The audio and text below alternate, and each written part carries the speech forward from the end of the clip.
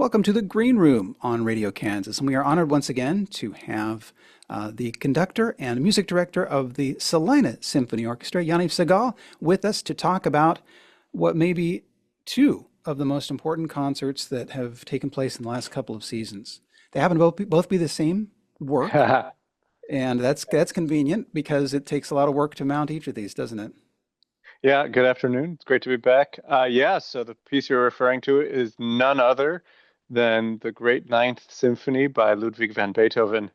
And yeah, in the last couple of years, we have started to do what in the industry we call runouts, which is where you have prepared a program and you go present that program in another city that is accessible to your home base by a car or bus or something like that. So it's not considered a real tour because we don't go spend the night someplace or don't travel around. You just run out from your hometown. So last year we presented Mozart's Requiem in Concordia as well as Salina. And this year we're doing Beethoven's Ninth in the Fox Theater in Hutchinson on Saturday night and then in Salina on Sunday. And you want to do it with a piece like this. As you mentioned, it takes so much community partnerships, chorus, singers, a huge orchestra, and all the work to put it on. And to get to experience it twice as performers is remarkable. And to get to share it with more communities is also really a great part of our mission.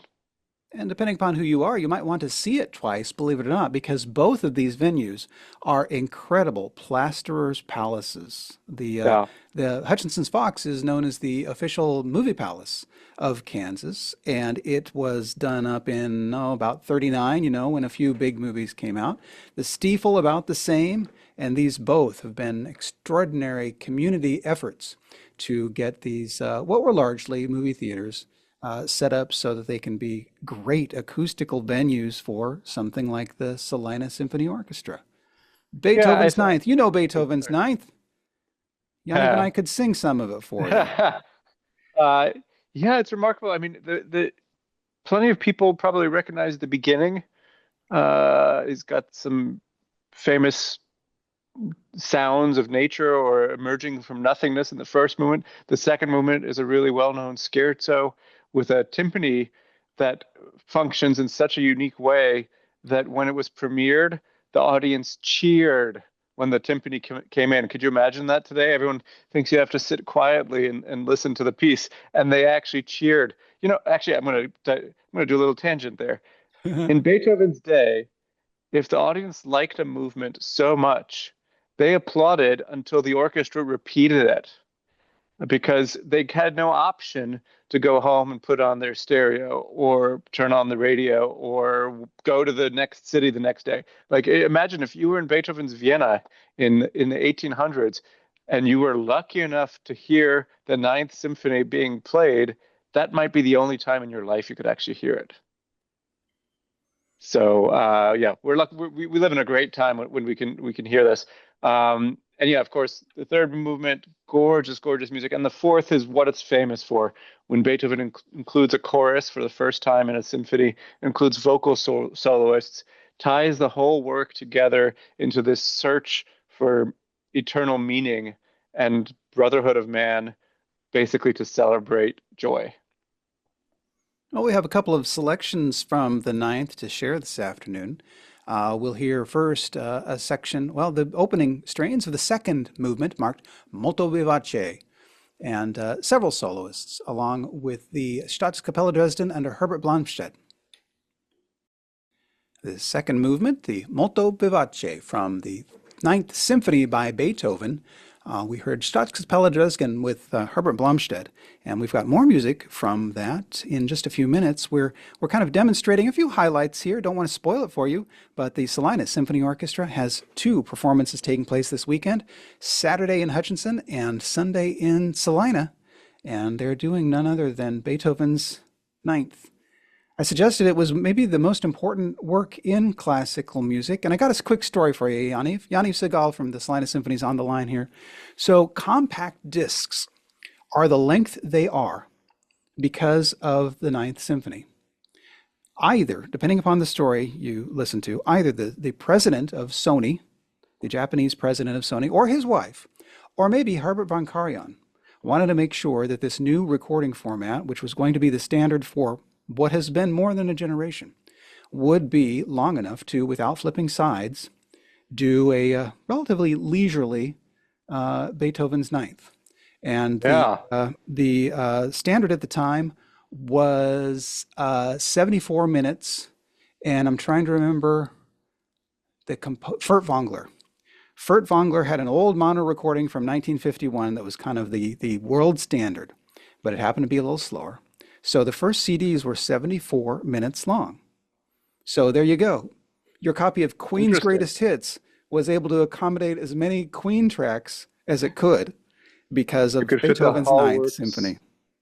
Like, yeah, you could fit the whole works of Anton Webern probably on about four CDs.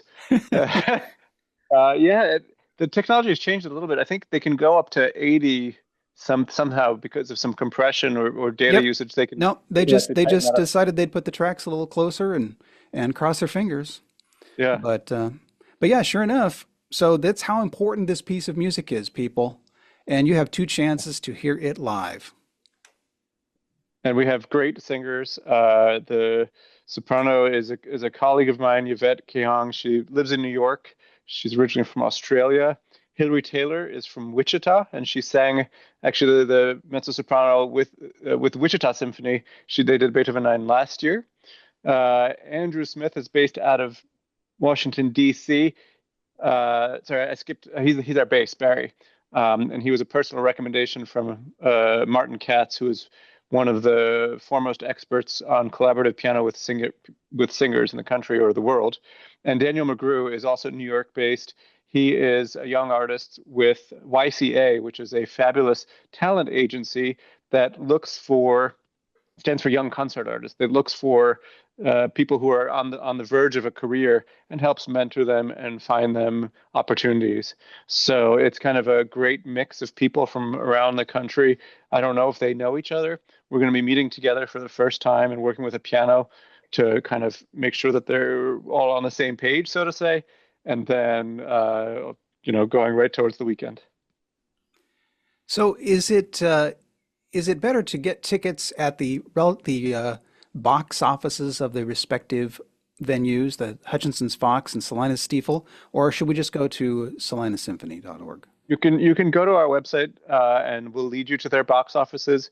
We let them take care of the box office, but you always want to make sure you're actually going to the legitimate site and not to a scalping site because that seems to happen quite a lot with the Stiefel Theater, and we want to make sure that you can come see it without paying some exorbitant markups. So yeah, check out either the Fox Theater's website, the Stiefel Theater website, or salinasymphony.org, and any of those will help you find your seats.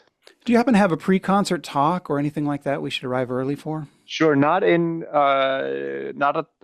Hutch, but in Salina, yes, absolutely. At 3 o'clock on Sunday, I'll be on stage. We'll see if some of the singers will join me. I think David Corman, the choir director, chorus director at Kansas Wesleyan University, will join me, and we'll kind of discuss what it takes to prepare a piece of this nature, as well as maybe some other tidbits that are relevant. Well, we'll have some more details in a couple of minutes, but again, to remind you of what you'll be hearing, here are the final moments of Beethoven's Ninth, his choral symphony, the Concertgebouw Amsterdam under Bernard Haitink with soloists. Thunderous applause for the Concertgebouw Orchestra of Amsterdam under Bernard Haitink, several vocal soloists whose names I will not bother to butcher here, but congratulations to all.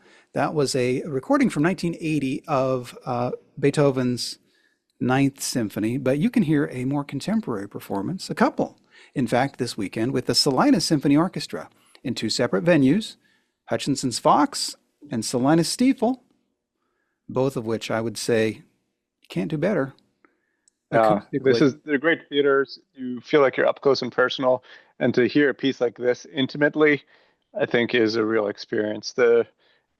You remember last week we just did the out of the box thing, and we did a very different experience of listening.